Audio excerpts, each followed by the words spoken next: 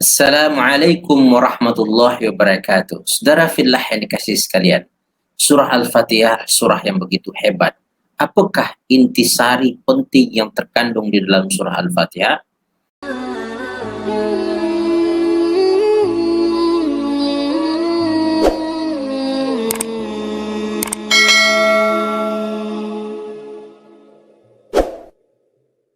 Assalamualaikum warahmatullahi wabarakatuh. Saudara fillah yang dikasihi sekalian, surah Al-Fatihah surah yang begitu hebat. Apakah intisari penting yang terkandung di dalam surah Al-Fatihah?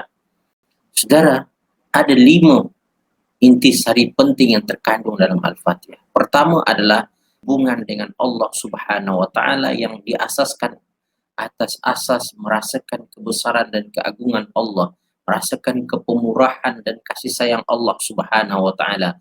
Maka kita perlu sentiasa memujinya, mengagungkannya dan memuliakannya. Maka awal surah Al-Fatihah mengandungi penjelasan tentang pujian kepada Allah Subhanahu wa taala. Yang kedua, surah Al-Fatihah mengandungi juga 2 perkara penting yang berkaitan dengan amalan hati yang perlu diamalkan oleh seorang mukmin.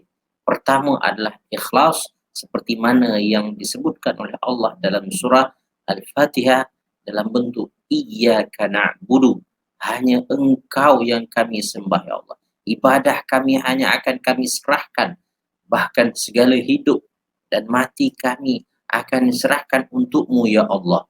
Dan yang kedua amalan hatinya adalah itu tawakal, yaitu pergantungan kita hanya kepada Allah Subhanahu wa taala. Harapan kita hanya kita lekatkan pada Allah Subhanahu wa taala. Inilah yang kita ungkapkan dengan wa iyyaka nasta'in, dan hanya Engkaulah yang kami minta pertolongan.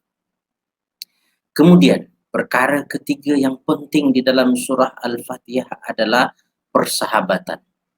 Dengan siapa kita bersahabat, dengan siapa kita duduk, dan dengan siapa kita berjalan, itu sangat penting dan perlu kita perhatikan.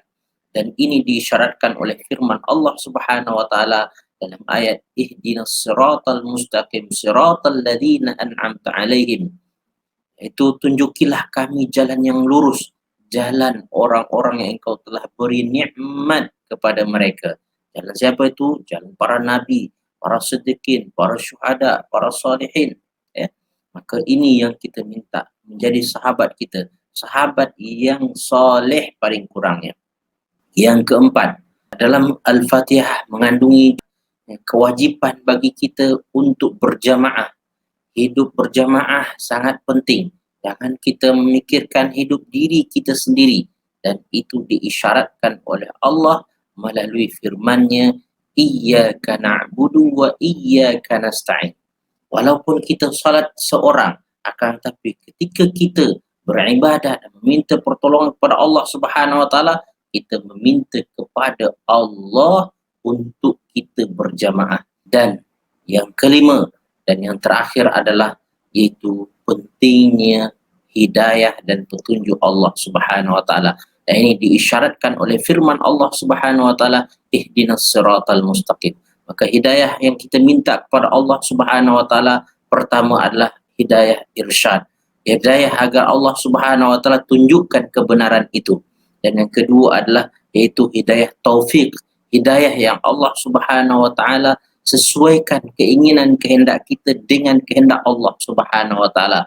Dan yang ketiga adalah hidayah tasbit, iaitu hidayah agar Allah kukuhkan kita berada di jalan Allah, di jalan kebenaran, di jalan agama yang diridainya ini. Saudara fillah yang dikasihi sekalian, maka apabila membaca surah Al-Fatihah, teringatlah kita tentang 5 perkara penting yang terkandung di dalamnya.